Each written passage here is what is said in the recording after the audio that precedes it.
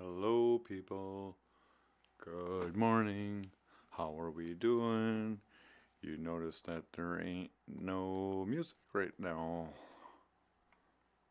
And nor am I here. Hang on just 1 second. There we go. Here I am. Alright, we have something special today. Hello, that I brought up and an old friend of mine reminded me of. Doing? So let's get on with it. There ain't no music right now. And we are going to get hit hard with copyright claims this morning, but this is going to be a fun way to do it. There we go. Here I am. Alright, we have something special today. I brought up an old friend. This is a radio show from California in the 1980s, 1988 or 89. We are going to get called Feast of Friends, hosted by Jim Ladd. But this is going to be a fun. And it's on KLSX 97.1 FM out of LA.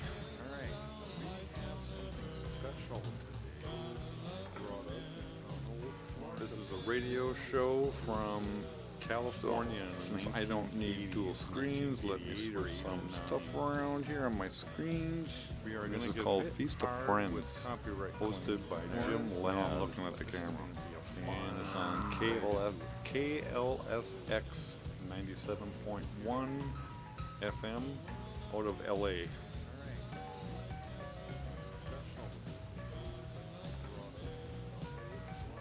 Radio show from California. Since I don't need dual screens. Alright, so let's get all my ducks in a row here. This is called Feast. So you gotta forgive now, this is gonna off of a cassette. KLSX 97.1. It's 2 cassettes. FM out of LA. So we're gonna hear radio static. It's not digital, it's still analog. So bear with me, folks.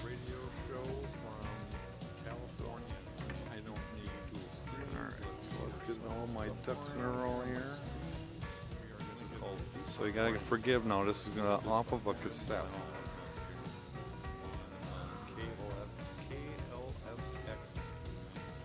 It's 2 cassettes. So we're gonna hear radio static. It's not digital, it's still analog. So bear with me, folks.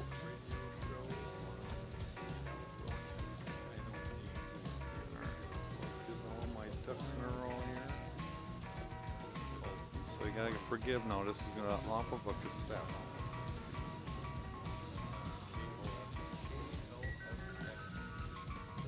It's 2 cassettes. So we're gonna hear radio static. It's not digital, it's still analog. So bear with me, folks.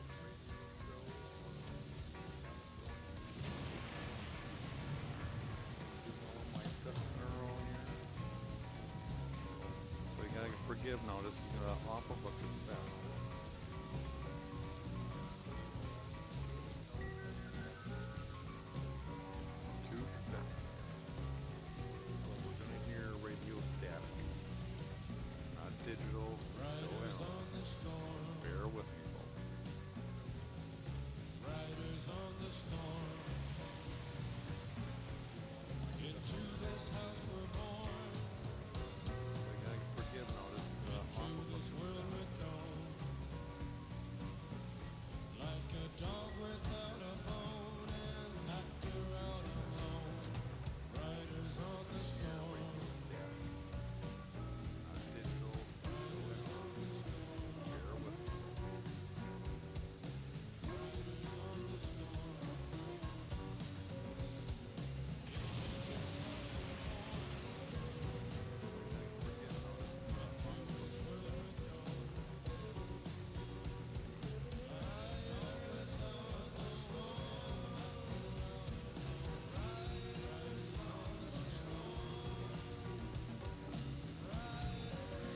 So this will be a guest show with Jim Ladd and Ray Manzerak from the Doors.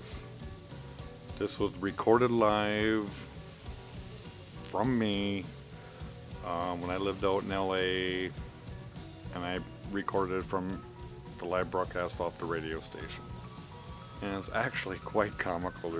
You'll find some good information, Doors trivia, and a couple of freak moments in there that So are this just will be so a guest hilarious. show You did not know with that this was actually Jim played Ladd on the radio. and Ray This Manzerak was from so the cool. Doors.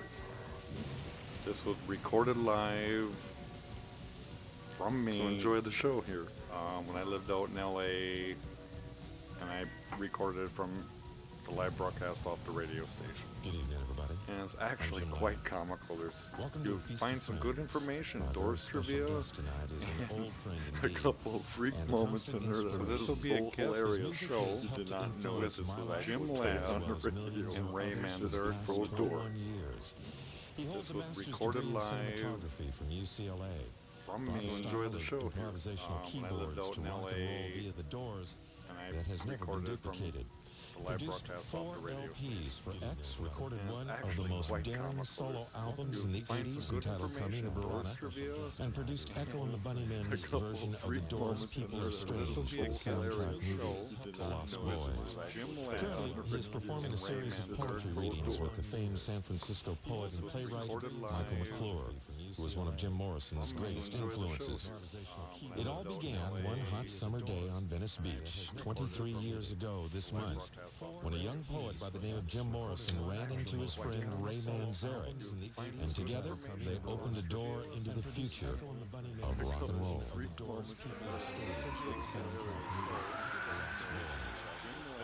He's performing a series of poetry readings with the famed San Francisco poet and playwright Michael McClure, who was one of Jim Morrison's greatest influences. It all began one hot summer day on Venice Beach, 23 years ago this month, when a young poet by the name of Jim Morrison ran into his friend Ray Manzerak. Tonight, you will have a chance to talk with this Renaissance man. Hear for yourself why he remains on the cutting edge of musical and cultural change, as we welcome Ray Manzerak to a feast of friends.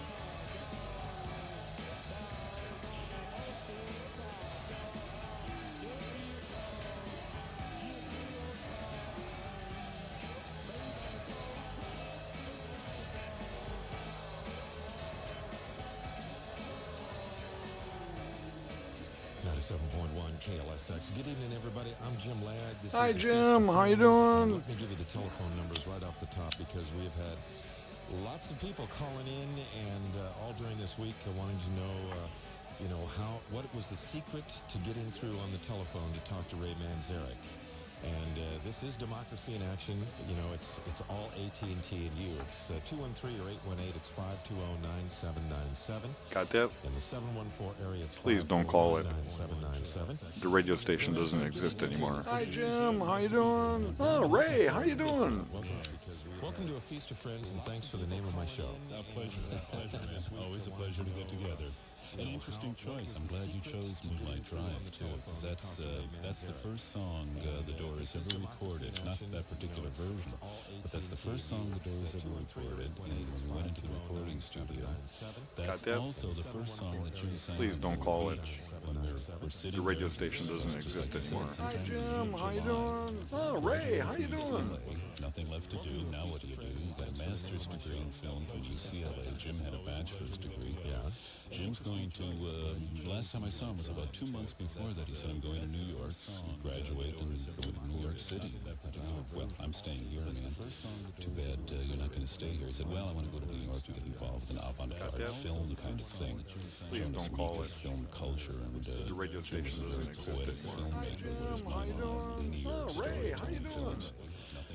So we graduate, and I'm sitting on the beach not knowing what I'm going to do with myself, and who comes walking along but Adonis himself, Jim Morrison, wearing cutoffs, no shirt, his hair had grown, ringlets. He sort of looked like Michelangelo's David. He was like 135 pounds, lost maybe 20, 30 pounds, was just hard and lean as rails. Jim, hey, man, come on over here. What have you been doing? I thought you were going to New York. He said, no, I decided to stay here and I've been writing songs. I said, oh, writing songs. Where are you living? He said, I'm over at Dennis Jacobs up on the rooftop. Not really living with him. I live up on the roof. 3-4-story building in Venice, overlooking the beach. Yeah, just literally on the roof. Sleeping outside, right? He had a sleeping bag and he was sleeping outside. He was writing songs up there. So I said, songs? And he knew I was a musician. I knew he was a poet. So why don't you sing me a song? And sit down on the beach. So he squats down, hunkers down in the sand, digs his hands into the sand. This little sand starts dripping out, 2 handfuls of sand, dry, hot day. And he starts to sing in a very wispy kind of Chet Baker, a jazz trumpet player from the old days kind of voice. And his first words were, let's swing to the writing songs. And he starts doing that drive. It killed me, man. The first 4 lines, after I heard those first 4 lines, I thought, this isn't rock and roll. This is something else. This is going somewhere else entirely. And he keeps singing, and my fingers started working and playing, playing the chords behind it. And he starts to sing, oh God, what I could do with this. And after he finished the song, I said, that's incredible, man. Incredible lyrics. Do you have any more?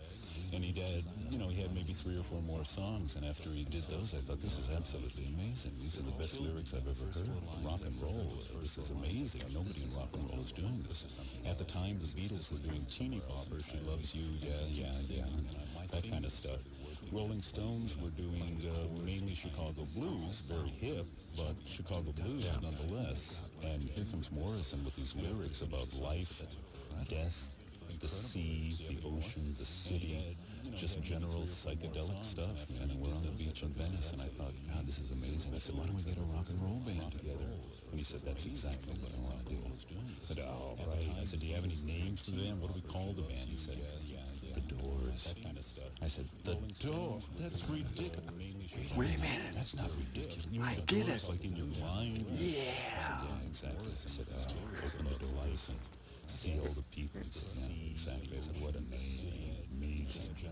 So from the moment that you heard, I mean, you'd known Jim before, but from the moment that you heard these lyrics, you knew that this was something extraordinary. I looked at him, and he looked absolutely incredible. I thought, on top, first of all, the words are absolutely amazing, and he's a great guy to hang out with. We hung out at UCLA at the film school and had a lot of fun. Good guy to get drunk with, good guy to go to a party with, and a good guy to go, just to sit down and talk about what is the meaning of life with. He was very funny, very witty, incredibly bright, and really well-read. Real good guy. Then he transforms himself up on that rooftop. The 2-month period was like, he was like Zarathustra had gone up to the mountain. Or, he's the Lord in the wilderness, 40 days and 40 nights fasting, and looked absolutely amazing. Not only are his words great, he even looks great, too. I mean, come on, man. You know, in the age of, you gotta be cute to be a rock and roll star. Jim was one of the best-looking, masculine, strong, handsome, manly men that I'd ever seen. I thought, this is incredible. The girls are going to go crazy once they see the music I can put behind those words. All we got to do is find a guitar player and find a drummer and maybe a bass player. And who, of course, comes along but John Densmore and Robbie Krieger. You guys didn't even hold auditions, did you? I mean, it just happened. It happened. It's amazing. The way it all happened was absolutely amazing. I'm in the Maharishi's meditation, the thing the Beatles were into. And before you got your mantra, your magic word that you would repeat over and over, you had to take a series of 6 lectures in which they explained what the purpose of meditation, what Indian mysticism, and what the universe is all about. And in that series of those 6 lectures, somewhere out in Pacific Palisades, who's in that class but John Densmore and Robbie Krieger?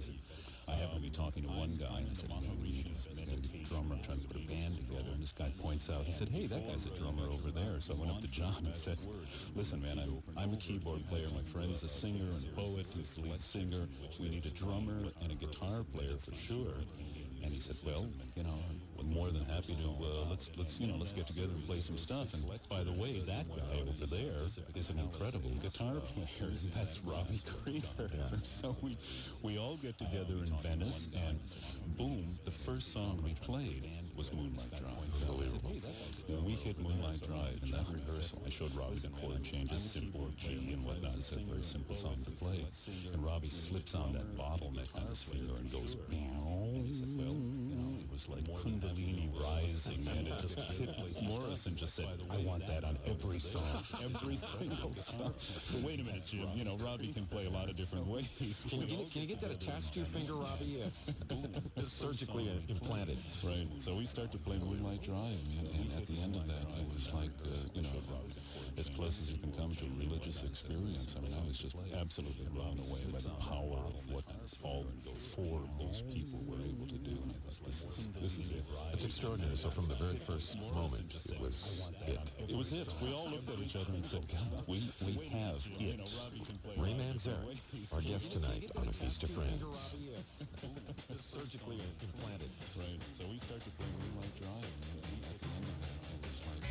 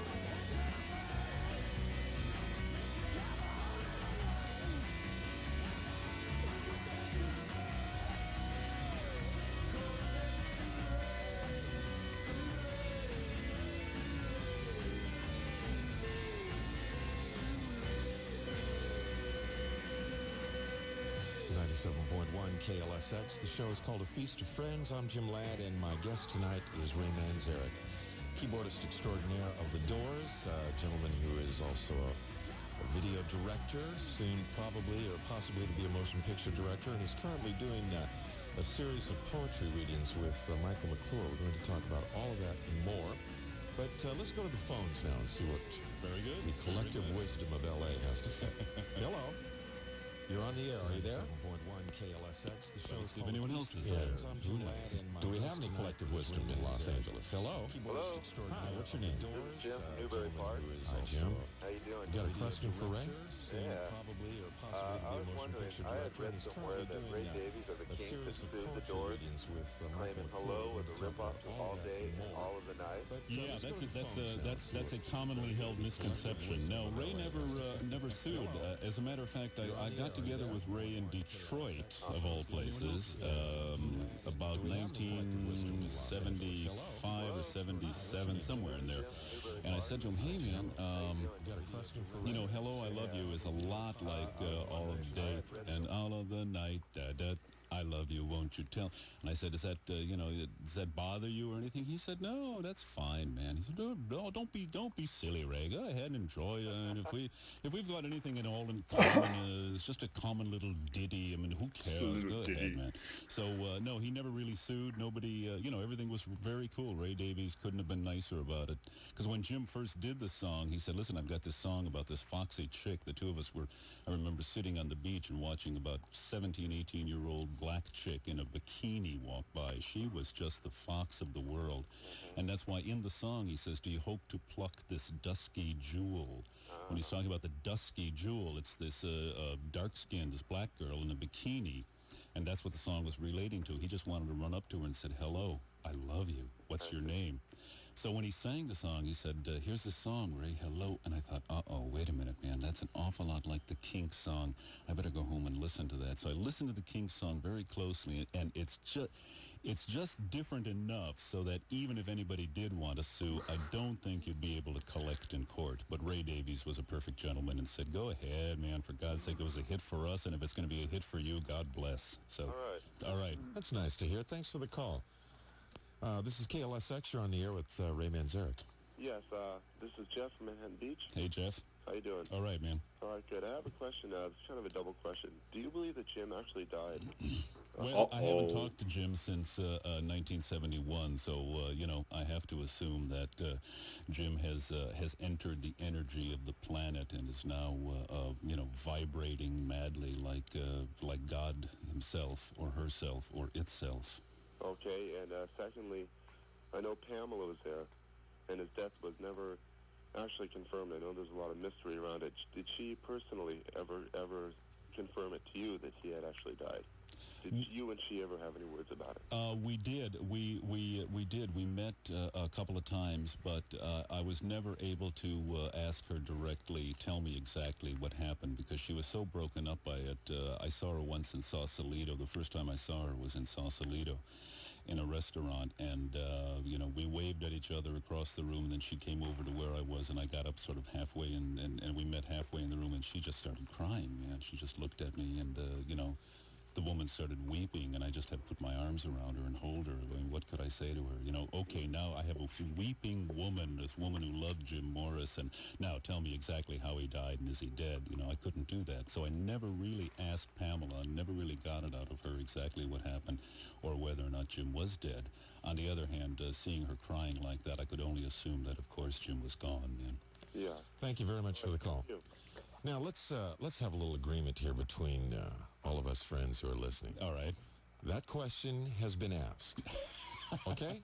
Right. We I thought that, God, we could go, 5-10 minutes? Mm-hmm. That question has been asked and answered rather eloquently. Let's move on. This is KLSX. You're on A Feast of Friends. Yeah, I was wondering, I saw you talk at the Wilton Theater once. Right. And you said that you thought that the new music what coming out now wasn't as good as the music in the 60s.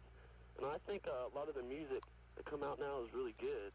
I was wondering what you thought about the music, like the Minutemen bands coming out of L.A. Yeah, well, I don't think, did I actually say I don't think the music today is as good as the 60s? I don't think I said that. Did I say that? Well, you said something like you thought the music during the 60s was more the height of it, I think, and that music coming out now, maybe commercial music, wasn't as good. Well, do you think so? Do you think commercial music, frankly, do you think the stuff on that Power, I don't even want to say that, do you think that's as good as what happened? I remember in the that 60s? station too. What's being played? I don't either, man. I mean, commercial music today, then I will say that commercial music today, the top 10 albums, for the most part, top 5 albums, I don't think are as good as the top 5 albums of 20 years ago. However, there's a lot of good underground bands, man. There's a lot of good music being made. It just doesn't get through, because the radio stations are so tight, man. You got to listen to a station like KLSX to hear anything that's really hip. Oh, great promo. Checks in the mail, Ray. This is KLSX. You're on the air. Hi. Hello. How you doing? Fine. With a breakthrough for 541. Check this out. Check this out. That's an emergency phone call. You better take that. Check I think this you're out. pregnant and you're having a baby. Really listen to this. It's an emergency breakthrough for 541. She was cut off while waiting for you. Well, this is a live radio. What is your name, sir? This is the operator. Hi. You're live over the air on KLSX. Unfortunately, I'm hearing myself too. I'm listening to you. Well, let's just get the operator here for a second. This is wonderful. Do you ever listen to The Doors? Yes, I do. Well, we got Ray Manzerak here live. Would you like to talk to him? While you got this other person on hold? God, I hope he says yes. I don't think I'd be allowed to do that right now. Oh, is that like company policy? Yeah, unfortunately. There's no big corporate rules where you work or anything, is there? I mean, come on. It's pretty loose down there at AT&T, isn't it? You're probably smoking a joint now and having a good time? Just the phone company, man. Yeah. That doesn't control anything. Well, listen, you've done a good job. We appreciate this, but you'll have to ask the person to stand in line, okay? All right, I'm sorry. That's quite all right. Thank you. Thank you. I love it. That's great. Now, do we still have the person who tried to get through? Yes, I am a person who tried to get. Okay. You were so patient. Go ahead. Yes. Hello. How you doing? Just fine. I always wanted to talk to you and meet you. Is it Well, better? maybe we'll meet Is after it the better? show. Better now, Linda Lee? Extremely intelligent. Thank you. Thank you. At any rate, I wanted to know. I heard an interview with you. I think it was last year, and you referred to some a song that had to be finished posthumously, and about a bird flying in the window. Yes, there's an entire album called An American Prayer, and we'll play some of that. That's Jim's poetry album, and he recorded about 4 hours of poetry in the recording studio on his last birthday on the planet, December 8th. 1970. His birthday is December 8th. Now this is, and it's called An American Prayer, and we finished it in 1976 for Jim, 1975, something like that. Now December 8th is a very interesting day. Jim, you might not know this. December 8th is whose death day? John Lennon. John Lennon. John Lennon, you're right. December 8th is whose birthday? Jim Morrison. Jim Morrison. Now, Ooh. 2000. I got married that day. There you go. You got married, and Buddha was enlightened on. It's celebrated on December 8th. Oh, I didn't know that. Yes, that is called, I'm not sure exactly what it's called, but that is Buddha's Day of Enlightenment. So the power and the energy of December 8th is absolutely fantastic, and there's some real power about that. Yeah. We finished the LA Woman video on December 8th. I worked virtually 32 straight hours in the editing room on an online session, and worked around the clock, and came out at about 4 o'clock in the afternoon and went up into the Hollywood Hills to watch the sunset before going home, just to catch my breath. A cloud show took place that was absolutely amazing. I saw all the animals of the earth. I thought, I am just really out of it here, and yet I'm completely on the natch, man. There were just monkeys, there were dragons. Cloud dragons were in the sky over Los Angeles. I think on somebody December 8th, dozed about them. 3-4 years ago. So a very powerful day. Thank you for that call. All right, thank you. You're listening to A Feast of Friends on 97.1 KLSX. Our guest tonight is Ray Manzerak, former keyboard player for The Doors, and we're going to be talking to him about his work today, what he's doing now, and listen to a lot of Doors music. The ceremony is about to begin. Wake up!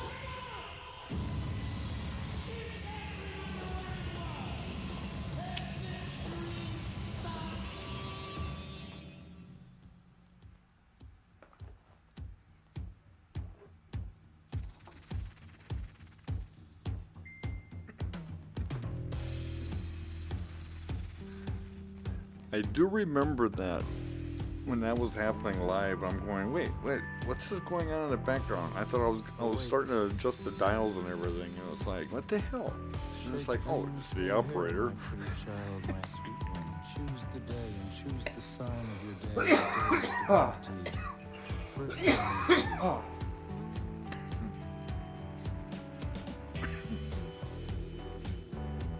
A vast, radiant beach and a cool, jeweled moon.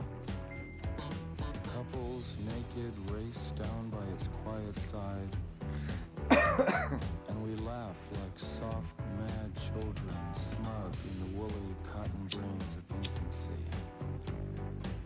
The music and voices are all around us.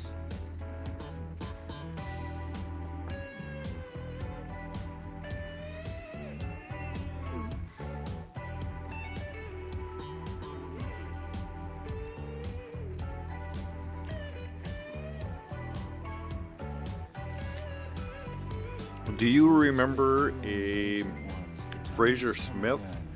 He was famous for being the most fired DJ in LA. Enter the hot dream, come with us. Everything is broken up and dances. Why, I wake and bake every morning. I'm sorry.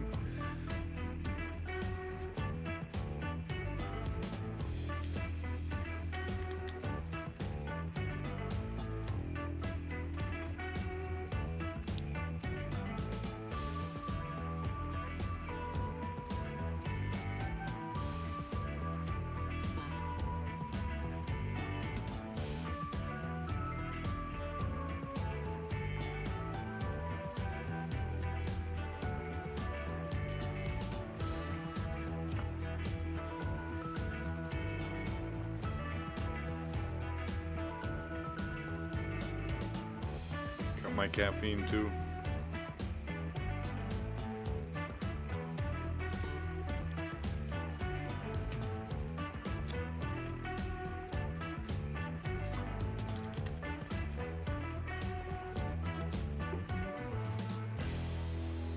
Indians scattered on dawn's highway bleeding.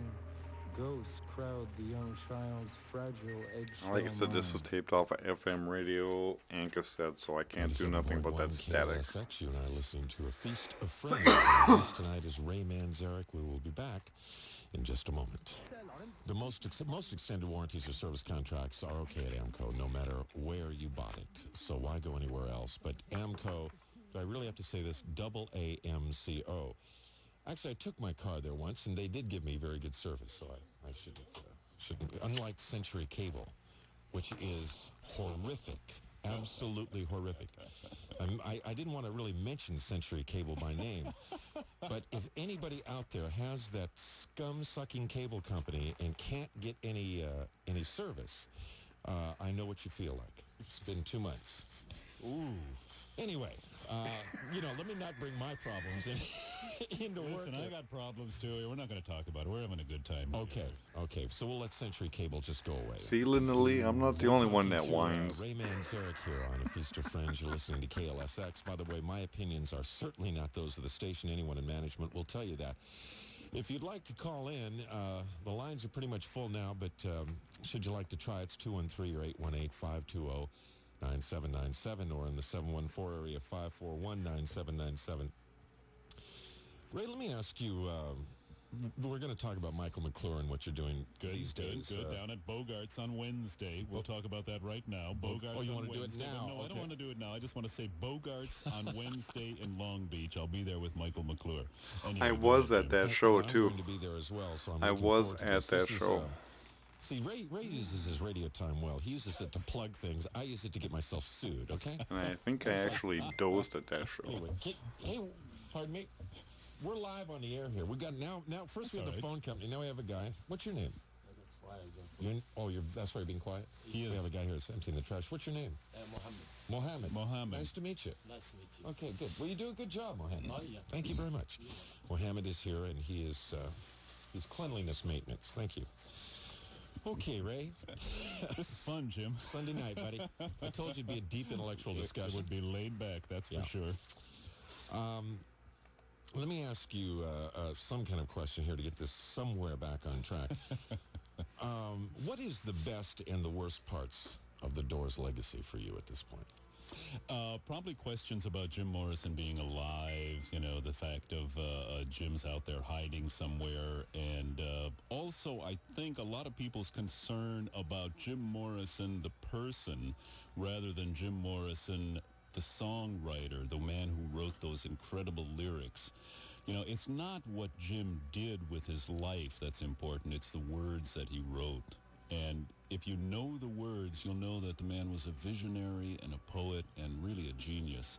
He lived a crazy life and he died at 27 and a half. He did too much drink, too much drugs, and I won't recommend anything that he did to anybody out there. That's not the way to do it. That's what killed the man. He studied, he was an intellectual, he went to school, he read books. That's what you've got to do. You've got to read. You've got to learn how to read. You can't do drugs, man. Got to lay off that stuff. Lay off of the cocaine, lay off of the crack, lay off the heroin, lay off the angel dust. Just stay completely away from that stuff. That stuff will kill you. That's the worst stuff in the world for you, man. So are you telling me now that in your life that you have nothing to do with any substances whatsoever? No, I'm not saying that about myself. I'm saying that for you, the listener out there, stay away from those things that are meant to numb your body. Stay away from that stuff entirely. That's. I'm not saying that about myself, but you. Right. What is the best thing about the legacy then? Oh, the best thing is just maybe, being here 20 years later, man, just talking about it, talking to the good people, talking to you, man, getting to know you, getting to know all kinds of good people out there, people who listen to the music and people who listen to the words, and just being alive on this planet is the best thing about it. Starting to sound like the King and I. There's a lot of, we had a question here about new music, and maybe it's wishful thinking, but I do see some hope coming in bands like U2, and there's a band called Midnight Oil. And of course, yeah, Midnight Oil is terrific, man. U2 is very, very good. World Party is a group that I like a lot. Party. They're very good, and there's some real good music being made. It's just real hard for it to get through right now. The radio stations are very tight, and they're very synthesized. I love synthesizers, but I've got to say that I can't hear the individual players in the synthesized music. I can't tell who's doing what. I can't really hear. Right. I don't hear an Eric Clapton on the synthesizer. I don't hear, I have my own style. I don't hear Ray Manzerak on the synthesizer. I can't say, oh, God, that's so-and-so playing the synthesizers. I don't hear that, and that's what I want to hear. I want to hear the heart of the musician coming through those instruments. Now, what about influence on new bands? Because there's a lot of groups that I hear that I go, gee, I wonder who they're listening to. Who do you hear that you think, and that may be a hard question for you to answer, but I mean, who do you hear and go, wow, gee, maybe they listen to us? Or well, obviously Echo and the Bunnymen, sure. Ian and all the guys, they're great, and doing The People Are Strange with them in England was a great deal of fun. They certainly sound like the Doors, and what about In Excess? In Excess has got, In Excess has, I don't know so much the sound, but certainly David Hutchins has certainly got Morrison down pretty well. He'd hate to cop to that. And I'm not doing Jim Morrison, but, nonetheless, the style is there. He's something like, and so is Bono, man. Bono's moves on stage a lot like Jim. Uh-huh.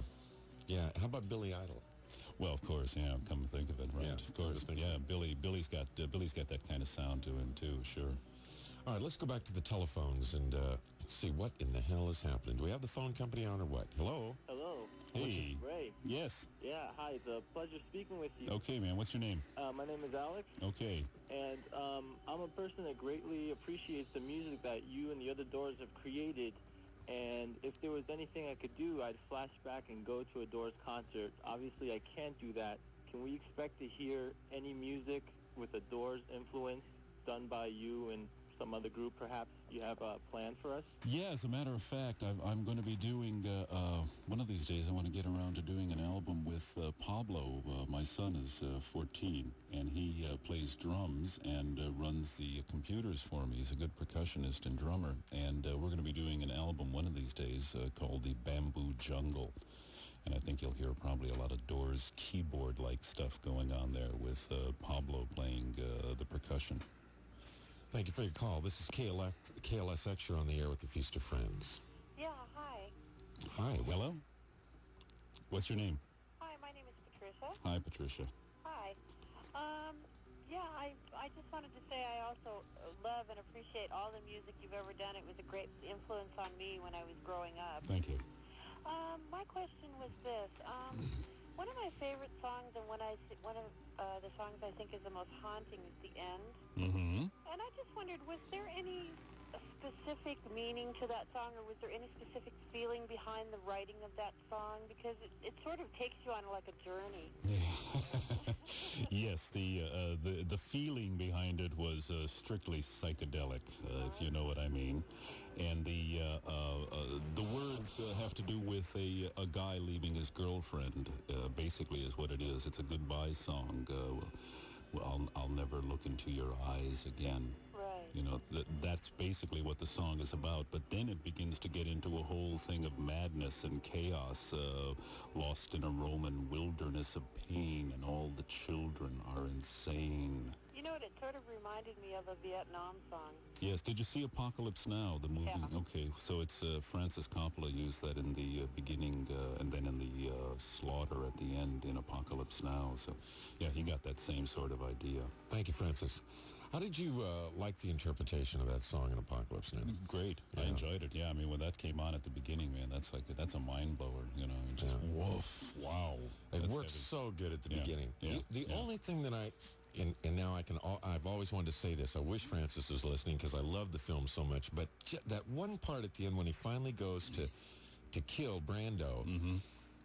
and they're using the end, but they don't use the part about, and he walked on down the hall. And I thought, wait a minute, because if you look at the scene and the girl, he checks in on his sister and his Right, brother and all of that right, stuff. right. And I thought, they didn't ask me to do music supervision. See, so they didn't screw ask 'em. you, man. They didn't ask me either. So see how it is when you leave it up to those Hollywood guys? Those Hollywood guys. Gotta ask the music guys. This is KLSX. Hey, Ray. Hi. How are you? Just fine, babe. I go to school with Pablo. You do? I don't think he knows me, but I know him. Very good. I wanted to ask you what you thought of, like, these impersonators going around like Wild Child. Wild Child's pretty darn good. I saw Wild Child and David Brock. It's a real good band. I don't object to anybody. Go ahead, do whatever you want. If you want to do Doors songs, fine. If you want to do Muddy Waters, fine. If you want to do Miles Davis or Howlin' Wolf, or you want to do Eric Clapton, Cream, fine. Do whatever you want, whatever you feel like playing. And as long as they do it well, that's the only thing, And I think Wild Child's pretty darn good. I enjoyed their show at the Roxy. Do you think you guys are ever going to do a movie, like Jim or you guys? Well, there's talk about it. Unfortunately, a movie about the Doors is a long, long way off. I don't know when that's going to happen. That's not going to happen for quite a few years yet, I don't think. God, I've been waiting. Yeah, I know we all have, but there's no script. There's no you've got to tell a 5-year story of the Doors and compress that down to an hour and a half to 2 hours, and they're a long way from getting that done right now. Yeah, well, don't ever forget you are the greatest. Thank you. No band will ever top you guys. Well, thanks a lot. Okay. Thank you for the Well, call. I don't know about Let that. me ask you one question. It's kind of a setup into this next record that I want to play. Excellent. What's that, Jim?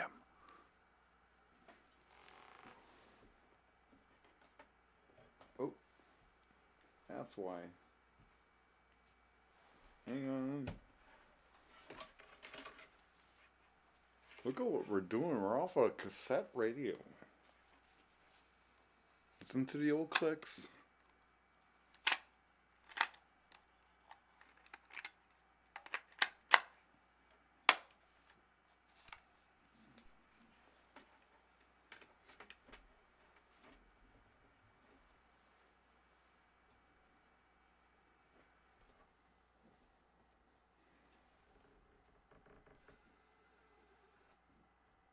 That was going on. We had the Vietnam War, and the list goes on and on. Civil rights and environmental rights and all of that. And there are many passages in the Doors songs to which social and political subjects are alluded to. I mean, there's nothing where it comes out and goes, vote independent or vote Dem. Right. But there's a lot of that stuff in there.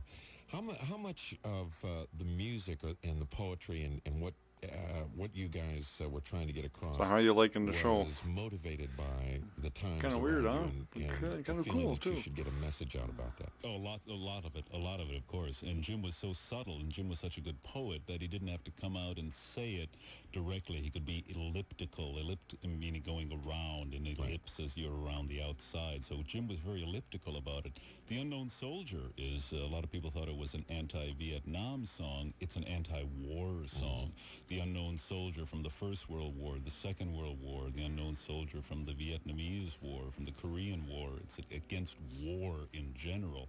But of course, we wouldn't have done that song had the Vietnam War not been happening.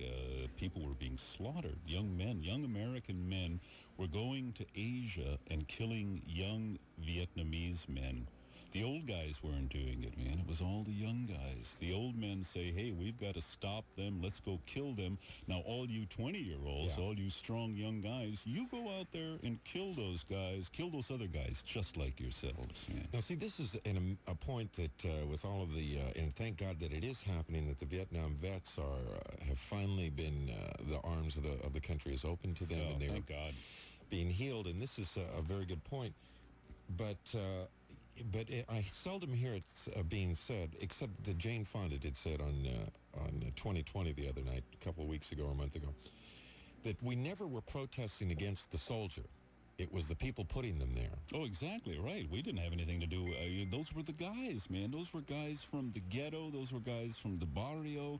Those were guys from the countryside of America. Yeah, I had relatives there myself. Uneducated, perhaps, guys who didn't maybe graduate high school. They were just like us. Yeah. Those were the poor. We weren't protesting against those guys. Those were our brothers, man. Those were the brothers. Your own brothers were out there fighting. It was the politicians, of course. It's always the politicians. It's the old-timers who are going to show their macho, to show their power. They don't have the balls to go out there and do it, so they're going to send the young bucks out to do it, man. It's amazing when people age enough that the scrotum sac starts to shrink. They've got to, put it on somebody else. There you go. The song that I was thinking of that I wanted to do is on the same album with The Unknown Soldier, but doesn't get played as much. And maybe you could give us your interpretation of Not to Touch the Earth. Not to Touch the Earth is the middle section of the celebration of the lizard, and obviously dead president's corpse in the driver's car. That's about Kennedy. The mansion is warm at the top of the hill. Rich are the rooms and the comforts there. That's about attaining enlightenment. That's going to the house of your father if you consider God as a man. God is the energy force that permeates everything. God is a man, God is a woman, God is an it, God is everything. Going up to the house of God and seeing all the different mansions there, the white race, the black race, the yellow race, the brown race. We're all brothers. We are all sisters on this planet. And there's nothing left to do. If you don't realize that, there's nothing left to do but run in a mad sort of chaos. Nothing left to do but run, run, run. Ray Manzerak on A Feast of Friends. I know, the stuff that comes out of Jim's mouth is just like, wow.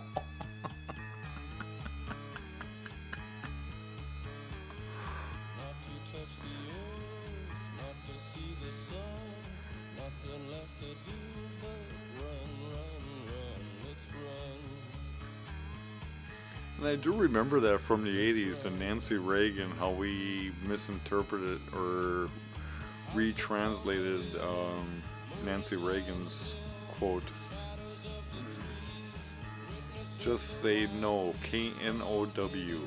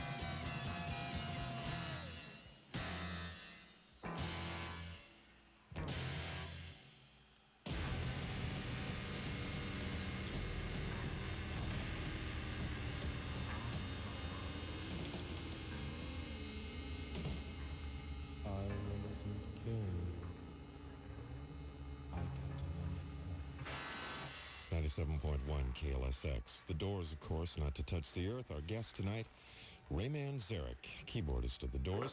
Ray, let's talk about what you're doing now. And All right. You're involved with a very extraordinary poet by the name of Michael McClure. So far, I didn't get no warnings yet. Those of us who don't know, tell us about really Michael weird. McClure. Michael McClure is a beat poet. He was like the last of the beatniks, one of the youngest guys I was hanging around the beat scene in San Francisco, and he's a wonderful poet.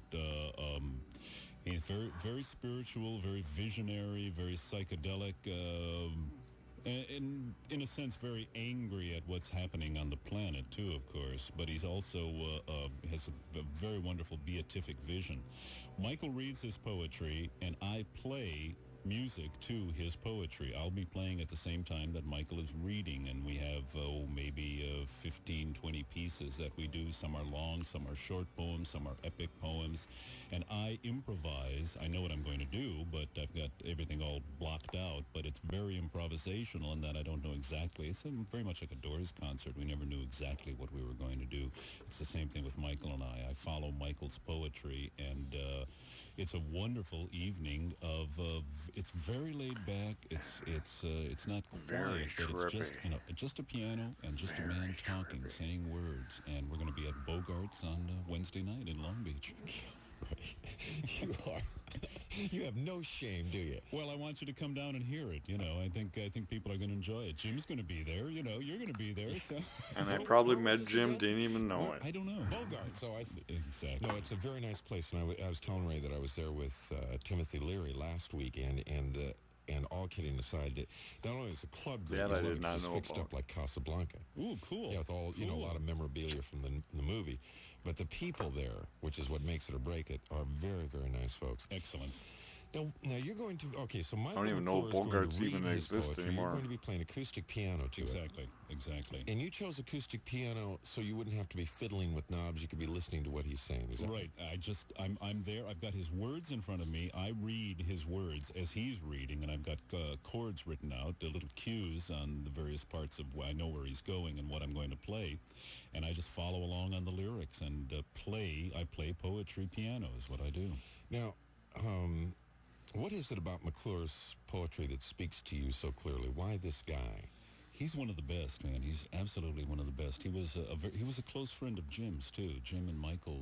Anybody who's read the book "No One Here Gets Out Alive" will see the afterword by Michael McClure. And Jim and Michael spent a lot of time together and have a very similar sort of vision of poetry, a similar way of working with words. And I saw Michael we first got together about a year and a half, maybe 2 years ago at McCabe's in Santa Monica, and I heard him doing a reading, and I was with another friend, a poet, Michael C. Ford, playing with Michael Ford, and I heard McClure's stuff, and it just blew me away, man. I hadn't heard him for years, and it absolutely knocked me out. The strength and the power of the man was just magnificent. And so a lot of this is what intrigues me, because the Doors are so famous for this, is that when I was reading some of the press stuff and the articles written about this, that many of the writers were knocked out by the fact that about 50% of this maybe is planned, and the other 50% is complete improvisation. Right, exactly. And that depends on the audience. So it's just like in a way, it's like the Doors concert, except it's just two guys, and it's a very much more quiet evening. It's not a rock and roll evening. It's an intellectual evening. And if you want to put on your thinking cap, then definitely come down. If you want to rock and roll, don't come down, because it's not for you. But if you want to use your brain and use your heart, then come down and see us. Let's give the audience, people listening right now, a bit of an example of what they will hear at Bogart's this Wednesday night. I got a tape of Michael McClure and Ray Manzerak doing a poem that Michael wrote called Big Lips, and you'll hear him recite the poem. Ray is playing the piano in the background, and this is kind of what you'll hear at Bogart's on Wednesday night.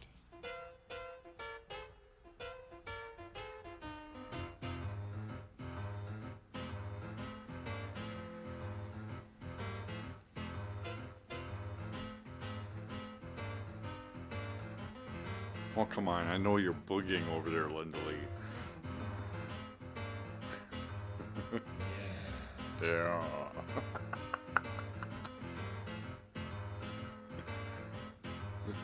I hear your big lips telling truth and light. I didn't say that. He said that. Burning in the night. Pretty bodies help dissolve the memories. You know what I was You thinking. and I are sleeping in the trees. Like little birds. Like little birds. Like baby birds beside the mama's knees. Yeah. Yeah, we're born again. With sun and dew. It's okay. It's all right. I hear you. Move your body. Move your body. Our sweet lips tell lies and truth. Old age lasts as long as spiders you.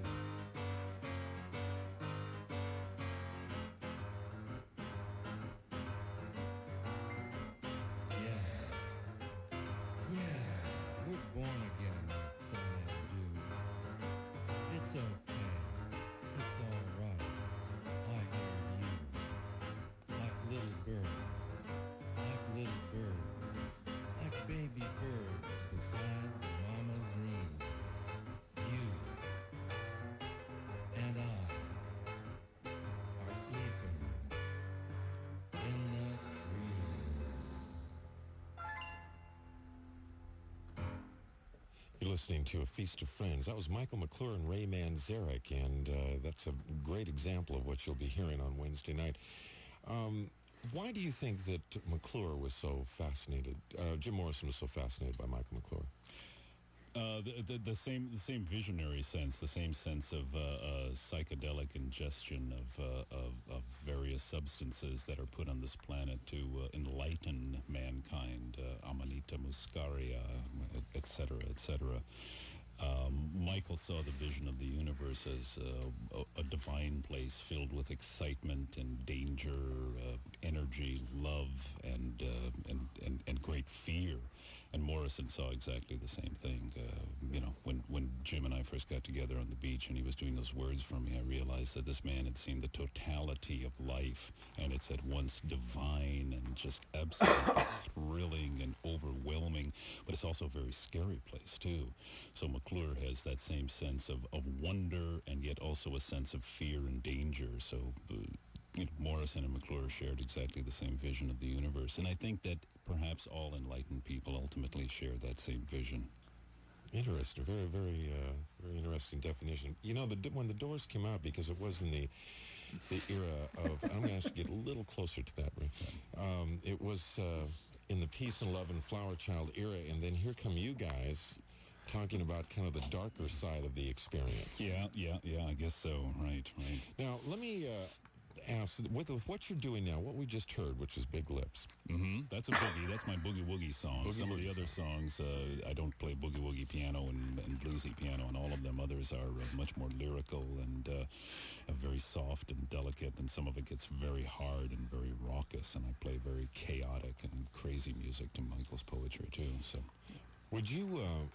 would it be fair to say that in American Prayer, there are pieces of that were kind of like a very highly produced preview of what you're doing now? Exactly. It's exactly the same thing. American Prayer is John and Robbie and I and 24 tracks doing exactly the same rare thing form this that Michael morning. and I are doing on stage, except on stage it's just these two guys up there. Interestingly, we were just in San Francisco last weekend, weekend before, and had a grand time up there. What a great audience in San Francisco.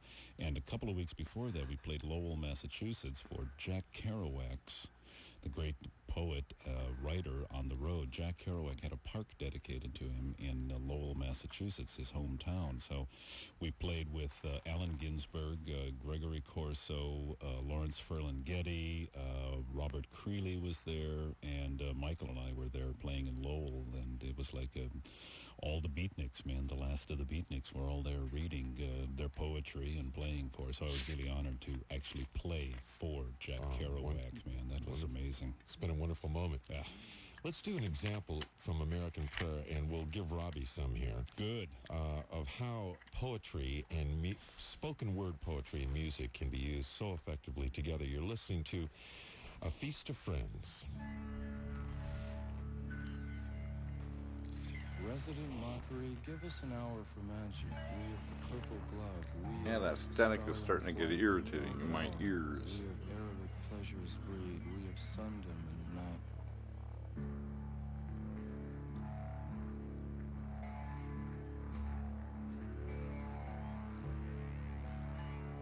Give us a creed to believe, a night of lust. Give us trust in the night.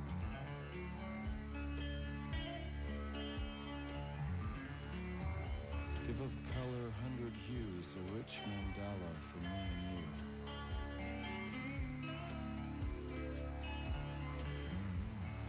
And for your silky pillowed house, a head, wisdom, and a bed.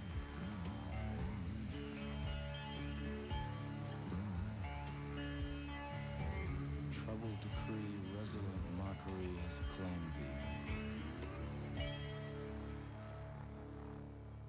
We used to believe in the good old days. We still receive in little ways the things of kindness, and in sporting brown forget and allow.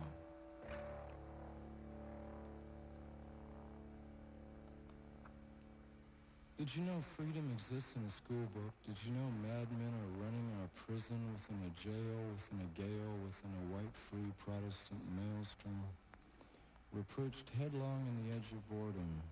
We're reaching for death and the end of a candle. We're trying for something that's already found us. You and I are listening to 97.1 KLSX, A Feast of Friends, and our guest is Ray Manzerak, and that was from An American Prayer, and I wanted to play that little portion of it to kind of give you an example of how wonderfully spoken word poetry and music can mix, and you're going to hear more of that at Bogart's this Wednesday night. We also heard a cut from Michael McClure and Ray Manzerak called Big Lips. Let's go back to the phone and give some people a chance here. All right. This is KLSX. Hello? Hi. Hi. I have a question for Ray. Sure, go ahead. I'm a big fan of The Doors, and I just finished reading No One Here Gets Out Alive. Uh-huh. So I've really been interested in them. And I'm wondering, I know that Doors kind of came up, you know, the idea for the band came up very quickly. And I was wondering, when you were in college and school, what was your, I know you were in film school with Jim and stuff, and what was your original career idea before joining the band? Well, I was going to make movies is what I was going to do. I thought, I went to, came out here to go to UCLA from Chicago. I went to DePaul University in Chicago and then came out to UCLA. And it was a wonderful time. I met Jim Morrison and met Dorothy Fujikawa in an art class. And Dorothy Fujikawa is now Dorothy Manzerak, mother of Pablo Manzerak. And we've been married for quite a few years, met at UCLA. So I was going to be a filmmaker, and hopefully I'll get back into directing a film. I'm trying to, I've got a script for L.A. Woman. We're going to make a film about L.A. Woman based on the song, a contemporary woman in Los Angeles, a young woman, and all the things that happened to her. A very vibrant, alive, cosmically conscious, powerful, strong woman who goes through a lot of different changes in Los Angeles, an artist and her boyfriend and the things that happen to them. So keep your fingers crossed. Maybe I'll be putting my UCLA film chops to work one of these days.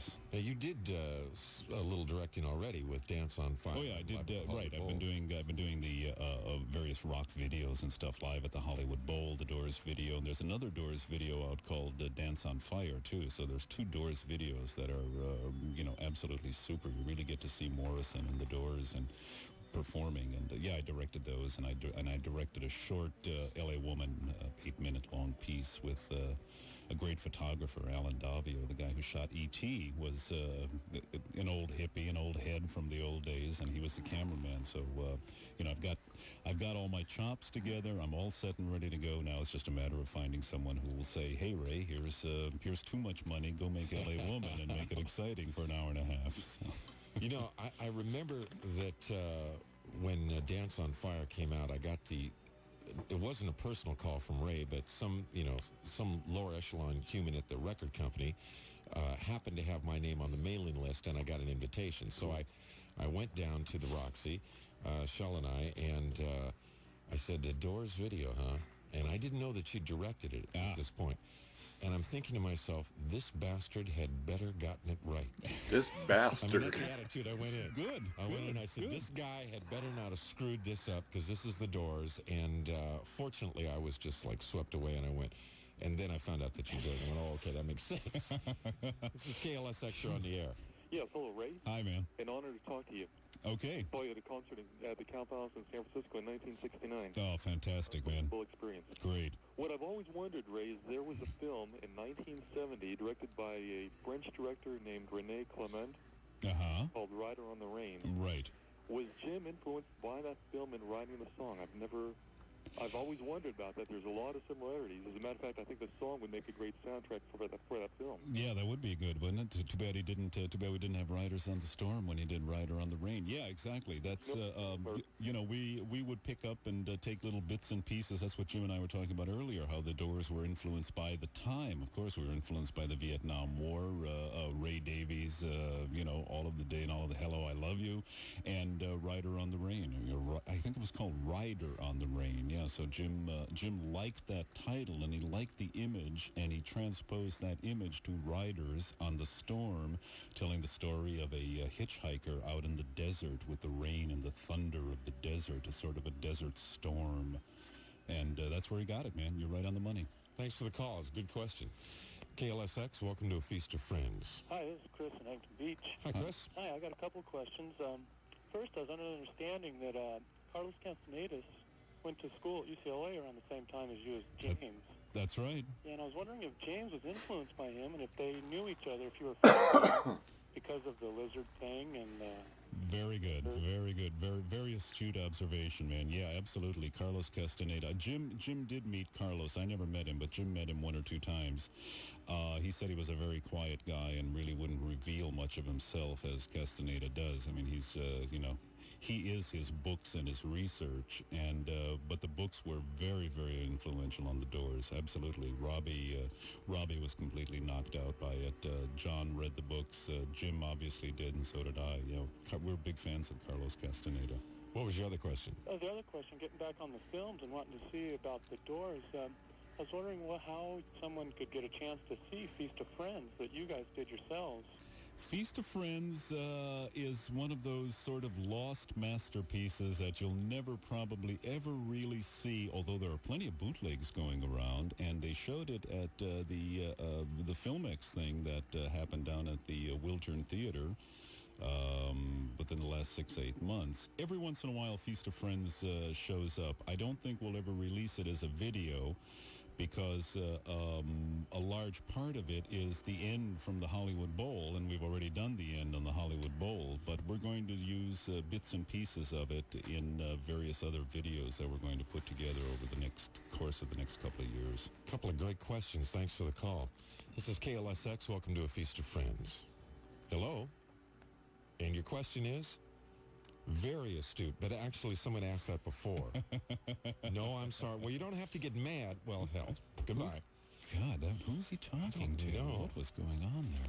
This is KLSX. Do you have a question? Yes, I do. Good evening, Jim. Good evening, Ray. Hi, man. I'm replacing a lot of the early Doors albums finally with CDs. Yes. And I've been led to believe that some of the early albums released on Elektra were not produced, remixed rather, by Bruce Botnick and Paul Rothchild. You got it. And subsequently have been. That's right. They've just come out within the last couple of weeks.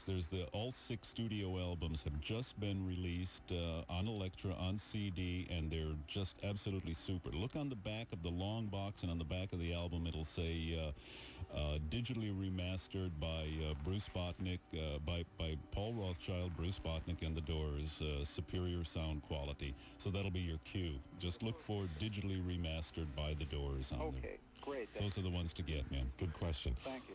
You know, I am hoping to have Mr. Rothchild, as he asked me to refer to him, on the show. Please call me Mr. Rothchild. Yes. And that humbug. Paul can't do that. He's a great guy, man. And anyway, yeah, hopefully we'll have him on the show next month. I wanted to ask you, we were talking about how much Jim was influenced by Michael McClure. The gentleman you're working with now. I want you to give me an example of a song that you think would be a direct influence? They both have this concept of the ocean, the sea, the water. Jim, of course, comes from a naval background. Jim's father is a retired admiral, and the Morrison line, actually on the Bounty, a mutiny on the Bounty, I think one of the first mates was a Morrison also. So Jim comes from a long line of seafaring people, and he understood the nature of the sea. And Michael McClure understood and does understand the nature of water, the ocean birds, the high-flying birds that fly along the ocean and fly over the ocean. So the two of them started talking about the water, the sea, the ocean, and as a matter of fact, I think Michael told Jim. He said, "Why don't you write something about your the naval lineage, the genetic Morrison and the sea?" And Jim came up with the song "Land Ho." You're listening to A Feast of Friends on 97.1 KLSX.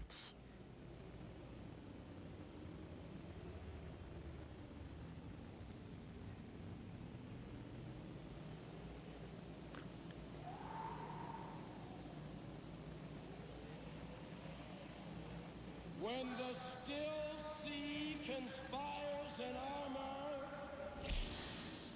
and her sullen and aborted currents breed tiny monsters, true sailing is dead.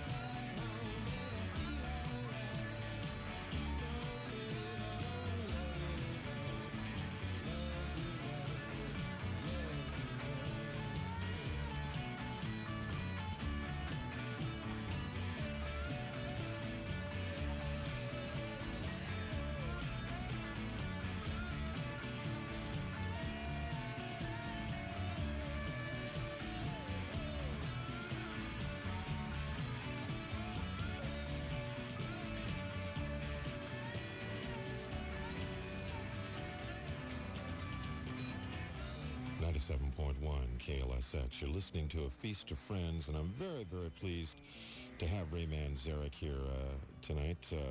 Someone who I've known for a long time, but does not call me personally unless he's going to be at Bogart's and have something to know. And you know what? I am going to be at Bogart's on Wednesday night, and so are you. Oh, Lord have mercy. Let's go to the telephones. Hello. Hi. Hi, Jim. Hi, Ray. Hi, man. Hi, my name is Ian. Hi, Ian. I'm a graduate student, and I wanted to share something with you. Uh-huh. I'm studying shamanism, and I know that Morrison, from what I've heard, he believes a lot in the shamanic journey. Oh, yeah. And Professor Michael Harner teaches how to journey through the use of rhythmic drumming to induce a journey. That's it. And anyway, I've also been studying the use of dreams by Indian tribes. I know there's a song, Peace Rob, where he talks about the souls of the dead Indian jumping into his body. Right. Anyway, so I've experienced some of these dreams where you can maintain an awareness and communicate with teaching or helping figures in these dreams, and I believe that's really a possibility for everyone to believe in. Excellent. And what I wanted to share with you was... Do you have a question? Well, it was just a short poem I wanted to share that I recovered from one of these dreams, from one of these teachers. It's called Lament is Seen Through the Late Jim Morrison's Eyes. Mm-hmm. And here it goes. The old white buildings, with their hollow, dark corridors and sense of abandon, remain the only monument to the fleeting role man plays in the course of all things. I received that in one of these dreams from a helping figure. I like that, actually. Excellent, man. Excellent. Yeah, Jim was definitely, of course, into the whole shamanic thing. And, the Doors, John Robbie and I always thought of ourselves as the shaman, the electric shaman's band. The shaman would never really perform his ceremony without having drummers present. And he, of course, had a drum, too, that is sacred drum. And the rhythm would inspire Morrison on stage. Sometimes Morrison would become... he'd become quite possessed, actually. You could see that another person, another figure, something else was taking over Morrison on stage. And occasionally, I think that the story about the dead Indians, whether it's true or not, I don't know. But I would look up occasionally, and when Jim would make some strange guttural utterances that sounded like, that sounded like Choctaw, that sounded like Cherokee, that sounded like Hopi. Strange things would occasionally come out of him, and, I believe that story.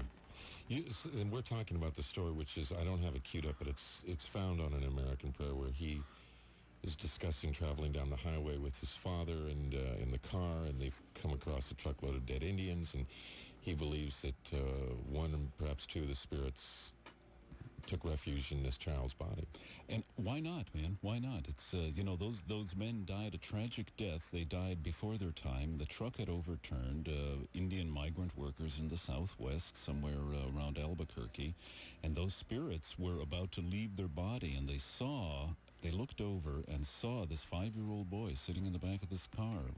The admiral had gone out, Admiral Morrison, captain at the time, had gone out to see if he could help.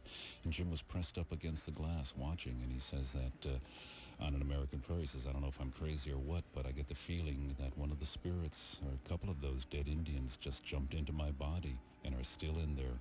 And I believed it, man. I believed it.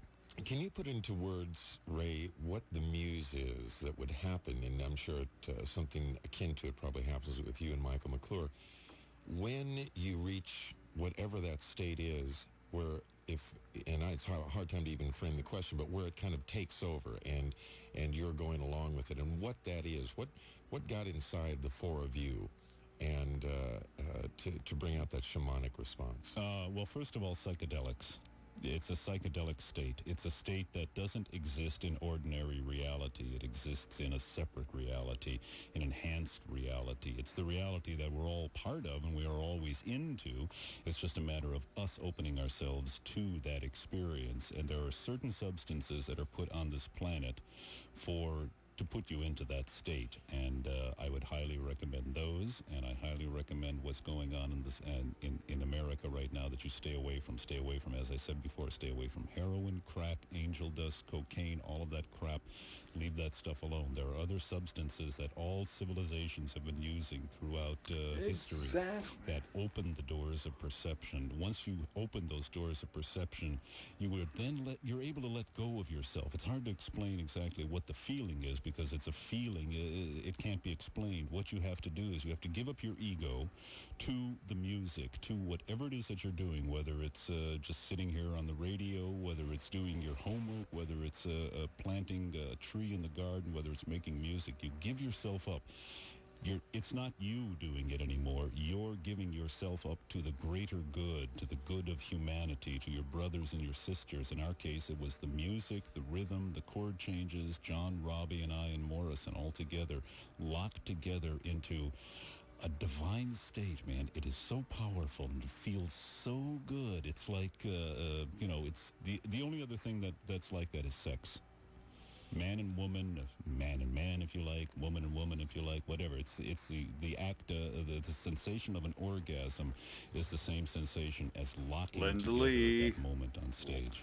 I always thought this was the interesting thing about what you did, and it's something akin to what I've tried to accomplish on the radio in that when we put on that shamanistic hat or get into the shamanistic dance, it's the tribal drum that gathers the villagers together, and there they are, and here goes the ceremony.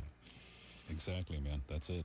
And take us somewhere. That's what I'm not hearing in today's music. You know, I hear it, but I don't hear nearly enough of it. Take me somewhere. Take me on a trip. Take me out there. Take me beyond this ordinary reality. And hopefully that's what the 90s are going to be all about. Ode to the Shaman on A Feast of Friends. But it wasn't.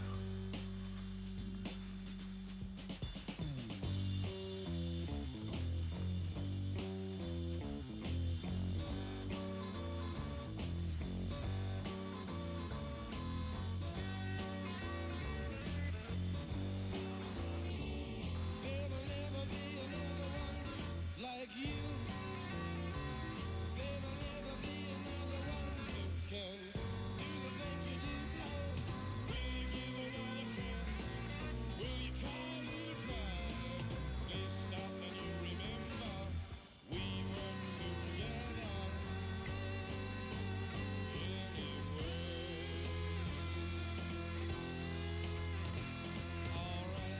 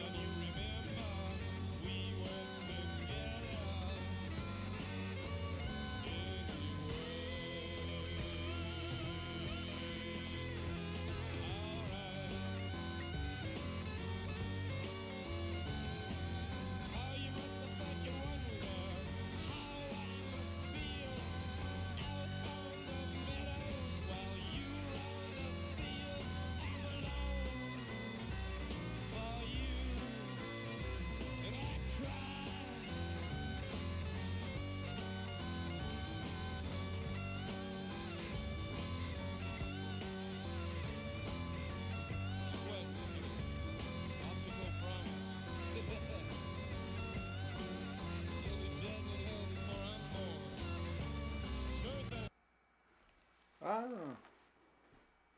hang on.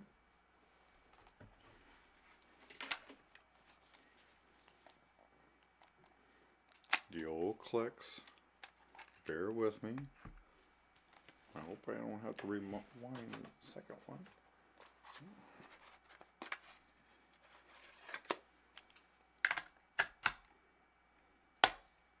Yes, I do. I'm surprising on these old cassettes I haven't listened to in a dog's age, if not longer. I'm surprised they don't have the typical squeaks in them.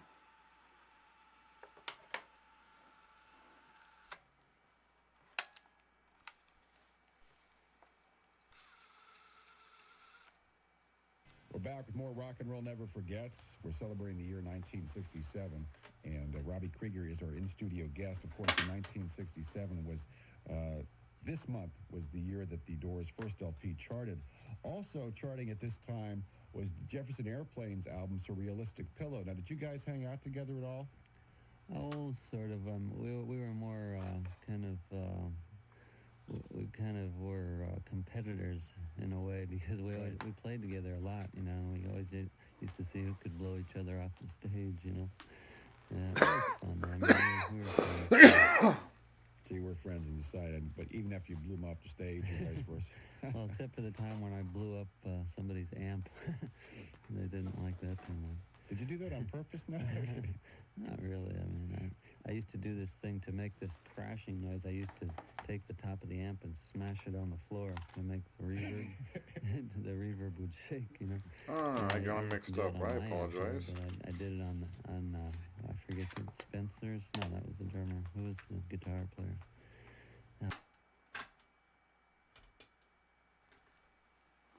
There's the last of the Feast of Friends. I apologize for that error.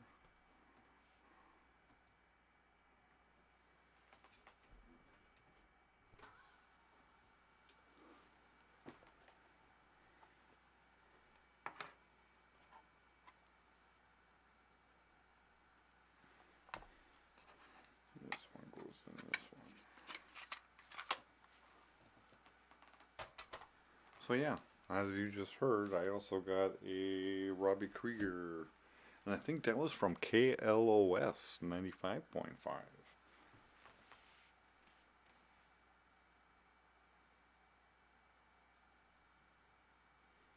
And you, Linda Lee, you remember the days of the Mighty Met. I forget the call numbers for them. A friend of mine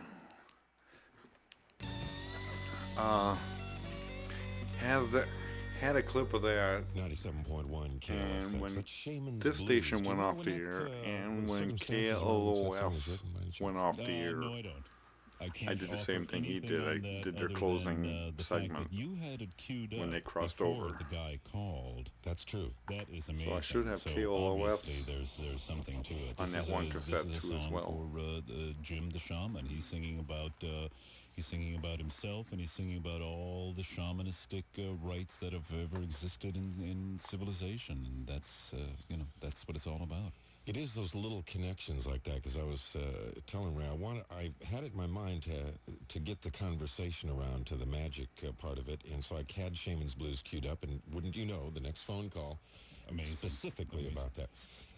We're going to take a moment here, and God bless, we've been so light on commercials. Let's do the only two remaining that we have. We're going to come back, talk to Ray a little bit about Carmina Burana, which is an extraordinary solo album that he put out, and a very, very gutsy piece of material that came out at a time when folks were, that's what we need, just another album about 13th century monks. God almighty, the market is flooded with it. I can hear the record company now. Geez, another one, huh? Okay. Renegade Monks. Renegade Monks, yet another one. All right, we'll be right back. In concert. You got everything she Needs. She's an artist. You don't look back. Bob Dylan. Sunday night, July 31st at the Pacific Amphitheater. Bob Dylan with G.E. Smith, Kenny Aronson, and Christopher Parker. The Unforgettable Night. I'll be your baby tonight. With special guest, The Alarm. We're talking about wearing glasses here. It's up to the old guys to keep it going. The young kids. Look, here's what we want you young people out there to do. We want you to join us in the 90s to reinvent the 60s. Yeah. That's what we want to do. We've got to take care of this planet. All the things that everyone was protesting about in the 60s are just as valid today. I mean, we've got to give everybody a fair shake. Don't screw your brother and sister. We've got to clean up the planet. Obviously, we've got to stop the wars, and maybe we're on the way to that with Russia. Russia might be getting themselves together over there. Who knows, man? We've got to make peace on this planet. We make peace, and then all we do is party, dance, sing, enjoy ourselves. The Met was read books. You got to 94.6. all the time. You have to go to the library. I don't remember what the Mighty Met was. Stuff in those books, man. Get into Carlos I missed that by Castaneda. just You a wanna couple see of years. some party books. Read Carlos Castaneda. That's going to blow you away. KLOS was 95.5. You ain't seen nothing yet, pal. I'm And so glad you brought that up, because this the question station I was had here, which I will 97.1. just read right off the paper like a good radio announcer. Now that we are coming to the end of the Reagan era, yes, and there is a rebirth of interest in the 60s, do you feel that we are on the verge of a new cultural breakthrough? Boy, let's hope so, huh? Let's hope so. The 90s, man. Let's take the 90s right into the 21st century. Let's clean up the rivers, clean up the ocean. Man, we're dumping stuff into Santa Monica Bay. Come on, we've got to do something about all of that kind of stuff. That's where we've got to spend our money. We don't have to spend our money on the military, man. Who are we going to fight? The Russians don't want to fight either. We know we're going to blow the world up if we go head-to-head with those guys. Let's start spending the money on cleaning up the environment. Amen. And if it's wonderful to see the 60s revival, but I would like to just make a statement here, if I may. This is not about fashion, okay? I mean, it's great to see tie-dyed T-shirts again. I wore them. I love them. I'd wear them again. But that isn't what it's about. It's about what went on and the meaning, and exactly what Ray just said. It's about taking care of where we live. Yeah. Okay. Well, I thought that was just common sense. This is KLSX, a Feast of Friends. You're on the air. Hello, Ray. Hello, man. How you doing? Okay. Good. I had some questions about your early solo albums. Go ahead. Golden Scarab, which is a really intense story. Thank you. Thank you. Whatever became of those, and might we ever see them out on CD as a re-release? Well, who knows? They belong to Mercury Records. The Golden Scarab, and the whole thing started with rock and roll. Now it's out of control. I have no idea, man. It's all up to Mercury Records.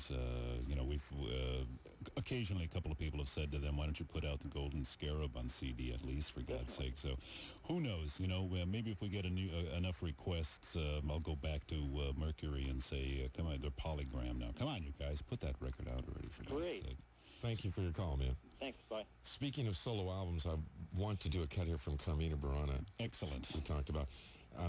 For those of you who don't know, maybe I should let Ray do this, but it is a story of renegade monks, 13th, 14th, 15th centuries. Around that time, the 14th, 15th century, there were manuscripts written by these renegade monks who just jumped out of the monastery and said, that's it, man, the monastery is not where it's at. I'm not going to stay locked up in this little cell to discover the meaning of life when life is all around me. Life is life is in drinking. Life is in, for men, life is in women. Life is in the trees and the forest and the entire planet. So these guys just ran out of the monastery and started writing these poems and stories that were about what it means to be alive. And around 1930 or so, Karl Orff wrote a wonderful, there were 200 pieces, and he took maybe 20 or so of them and put them into a classical setting, a classical framework. And it's basically what we're doing here is Karl Orff's Carmina Burana, and I've done a sort of a rock version of it with Philip Glass, noted classical composer, was the producer on it. And this is my version of Carmina Burana. You're listening to A Feast of Friends on KLSX.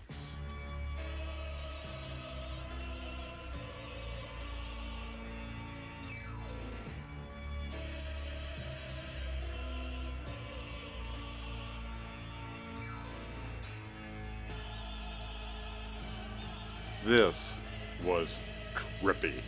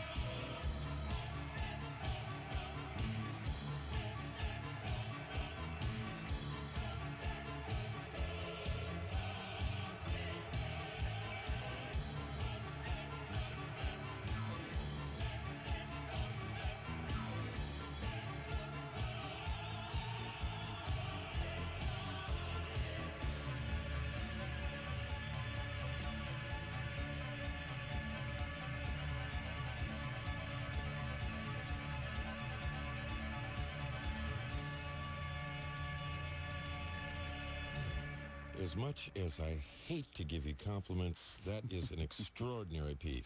Thank you. Thank you. That is I did that with The Fence. There's a local jazz rock group, The Fence, F-E-N-T-S. They're the musicians, drummer, bass player, guitar player, another synthesizer player, Adam Holtzman. Adam Holtzman is Jack Holtzman's son. Jack Holtzman is the president of Elektra Records, who first found the Doors and put the Doors on Elektra Records. His son was maybe 8, 9, 10 years old at the time. Adam has since obviously grown up and is now playing with Miles Davis, with the keyboard player with Miles, along with the other keyboard player, and Adam and his group, The Fence, were my backup. And, of course, we had a huge chorus and everything, so... Kind of extraordinary. Where'd you get the chorus from? The chorus is from New York. They're people... we went back to New York to put the chorus on. We did all the music out here, and then we went back to New York with people that Philip Glass knew, and they're the ones who... they had sung Carmina Burana before. This is fun, man. We're bringing these people in who knew the piece, who had sung the piece, brought them into the studio and said, okay, we're going to do a sort of a rock contemporary synthesizer. Everything on the album, outside of the drums and guitar and bass, is all synthesizers and keyboards. So everything's been synthetic. And bringing those people in, and they were just shocked. They said, wait a minute, we're not going to do. And then they heard the music and what we had done with it and said, yeah, this is the way it's supposed to be. So there were a bunch of classical singers really bopping around in the recording studio. It was great. Because, I mean, you can tell that they are singing. They're pulling it from somewhere way down there. They got into it, yeah. I mean, that's guts. That's pure guts coming out now. Boy, I'll tell you, let me just say the name of this again, because for those of you who that's the first time you heard it, it's Carmina Burana, and what you heard was side one, Destiny, Ruler of the World, and cut one is The Wheel of Fortune in Novena White Chokes. But if you want to, let me recommend this. I'll tell you what, is either real late night sometime in a pair of headphones, or, believe it or not, I love it on a Sunday afternoon. Cool. Sunday afternoon. On a sunny maybe around 4 in the afternoon. afternoon. Put that thing on a CD player, crank it up, and the neighborhood will come to your house and rejoice. All right, let's go back to the telephones quickly. This is KLSX, a Feast of Friends. Hello there, Jim. Hello there, Ray. Hi, man. Yeah, I got a question for you. Shoot. Ray, in 1967, the Moog synthesizer was just starting to grace the rock scene at that time. Right. What happened? What did you think when you first heard the Moog synthesizer? What was its potentials to you?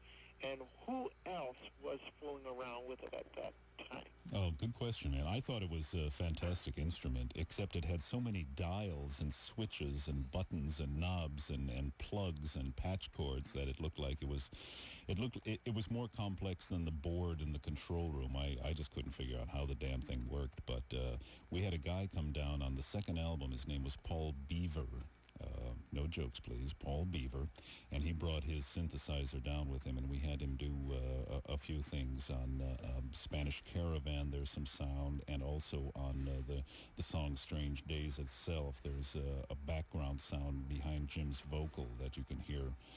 And he was absolutely magnificent, and I thought it was going to be the wave of the future, and it is the wave of the future. Unfortunately, it's gotten to the point where it's become a bit heartless now. So I would highly recommend that all musicians out there just play from the heart. You've got to use your mind and your ears, obviously, but you've got to play from the heart. Do anything you can do anything you want with synthesizers, but you've got to touch my heart. That's what it's all about. Also, for the caller's reference, and I'm sorry to cut you off there, but Michael Pinder, the Moody Blues, probably the most famous for the Mellotron. Good. Okay, KLSX.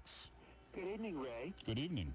I have been a fan of you folks for, 21 years. I grew up with the Doors when I was 7 years old. Welcome to the club, man. And my first question is, why, with all the remakes, the re-releases coming out, in other words, did the Doors decide to release a totally different version of Light My Fire? On which? On an album or what? Yeah, it wasn't too awful long ago that I heard a totally different version of Light My Fire. On a live recording? Yeah, that's what it was. Oh, it's probably that's what it was. It was a live recording. We played that song every night, and we always played it differently. God knows what you're going to do with Light My Fire. You've got the chance to really stretch out and do all kinds of things. So on Alive She Cried, it's on the album called Alive She Cried. We thought, well, let's put out one of the live versions too. That's why we did it. Thanks for the call. Okay. Speaking of live performances, and to get back to An American Prayer here for a moment, are we ever going to hear a follow-up to that? I don't know, man. I tend to doubt it. I tend to doubt that there'll be another follow-up. See, because I don't control, the Doors don't control James Douglas Morris and Word Publishing. The songs that Jim recorded belong to the Doors. The poetry belongs to Corky Curson, Pamela's father. And he and I don't get along. Pamela's father owns that. Pamela's father is in charge of James Douglas Morrison. It's called James Douglas Morrison Publishing. It's all of Jim's spoken words. They belong to him. So it's up to him to do with that stuff. Jim, I'm sorry, man. I'm not in control of this. What can I say? Talk to Pam's father, you know. He's in charge, so... Come visit him one night. That might get it across. Yes, or catch him in that second or third bardo when he finally breaks on through to the other side. Now, in the live performances, which Live at the Hollywood Bowl shows so well, and Alive She Cried, and so forth, that was the extraordinary thing, the most extraordinary thing that at that time was the sense of theater that came across from you guys, because it was, and I heard it once described, even before I went to see the band, a writer said that they actually had the ability to suspend time. You didn't know if you'd been at the concert 5 minutes or 5 years. You just were swept away. Perfect. That part of it, I don't see that much anymore. Well, you know what it is? It's the lighting is so controlled. I don't know. It might have something to do with the lighting itself. You know, you've got your cues, and the lights are cued by a computer to hit at a certain point in the show. The sequencers are set to do a certain thing. And where do you, as a musician, have that chance to do exactly what we're doing here? You know, what we did on stage is no different what you and I are doing. We're making it up as we go along. We've got our parameters. We know what we're going to talk about, and as we're talking, we're improvising. We did the same thing on stage. You're improvising. Music has to be improvised. Sometimes then you will just transport yourself. Other times you'll fall flat on your face. But so what? You always have to be willing to take the risk. You have to take the chance. You can't pre-program your performance on stage. Now, this gets me to the question that if hypothetically Jim were here today and you were doing this today, do you think that you would not be using the computerized lights? Because that would tend to... Well, I'll tell you, if we were using computerized lights, we would still allow for improvisation. You know, you can't, you know, if we were using today's technology, we wouldn't be slaves to the technology. The technology would be our friends to say, okay, look, you know, bring the lights on in here, bring the sequencer in here, bring the rhythm machines in this section, but we're still going to allow a space to go if we want to go 5 minutes for a Light My Fire solo, or if we want to go 15 minutes for a Light My Fire solo. Let's allow for the feeling. Let's allow for the full moon. Let's allow for the vernal equinox. Let's allow for the audience. So let's allow time to pass. Let's not try to control time. Let's obliterate time. That was one of the secrets to the band musically, was that you would allow holes. You would allow silence. Exactly. Within, so it wasn't a wall of sound. There was silence, and that was used almost like another instrument. Exactly. Within the silence, that's where the mystery lies. You have to go into that silence, and you have to do that with yourself too. And everybody who's listening out there, you have to go inside yourself. You have to examine what's called. It's not the dark side necessarily. It's the shadow side. Perhaps it is the darkness, but you have to examine it. You have to come to grips with it, and you have to be the master of it. You are the master of yourself on this planet. This planet is here, and you are here for your enjoyment, for the love of your fellow man and the enjoyment of this planet. Let's have some fun here. Let's have some fun indeed. You're listening to A Feast of Friends with Ray Manzerak. I'm Jim Ladd. This is KLSX.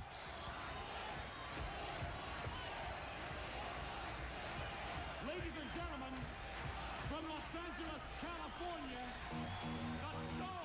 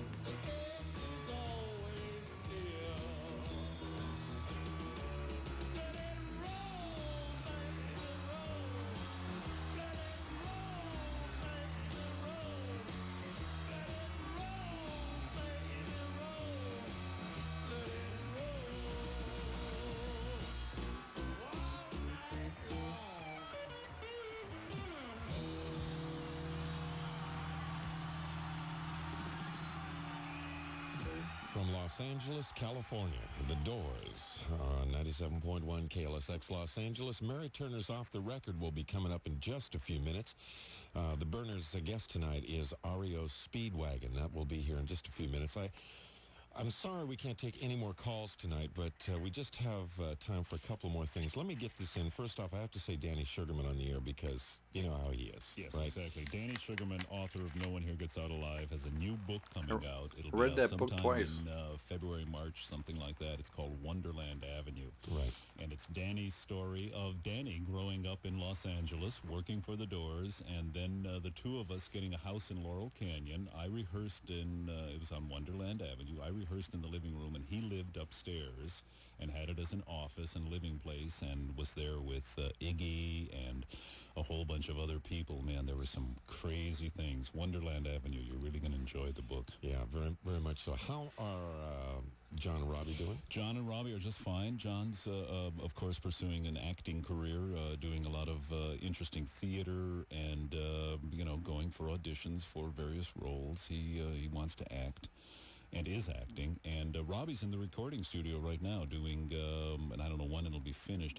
I think he's pointing for the next month or two to get finished with a new Robbie Krieger album. I'm really looking forward to that. Sort of jazz, avant-garde, rock and roll, soul music, blues, Robbie mixing everything in the way Robbie can do it. So he's in the recording studio right now. I want to leave with this one thought. First off, obviously, thanks for coming in. It was good to see you. My pleasure, Jim. I'm Yeah, really thank you guys interested for in the fact stopping that in. You are continuing to live on the avant-garde edge of reality here, and it's good for all of us.